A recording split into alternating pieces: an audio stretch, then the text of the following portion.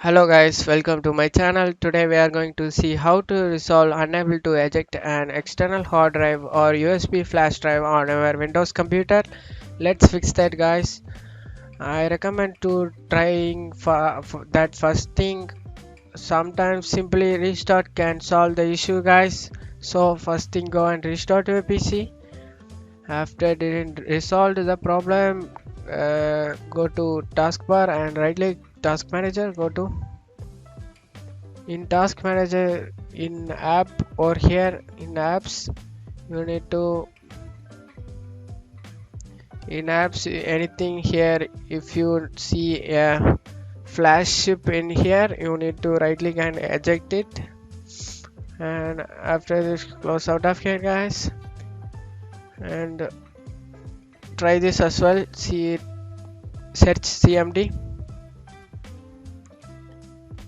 run as administrator, click as user.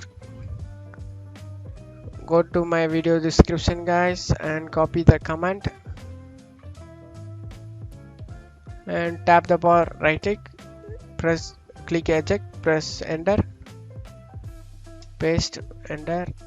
This will run safely. Remove hardware, select the device you can want you to unplug or eject, and then click stop. When Windows notifies you that it is safe, do not unplug the device from your computer.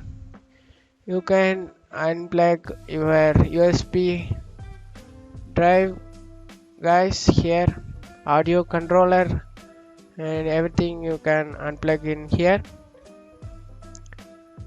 You select your USB drive and click on stop guys and click OK to stop like this, and close out of here, close it. That's it guys. I hope this tutorial definitely helpful guys. Thanks for watching my video.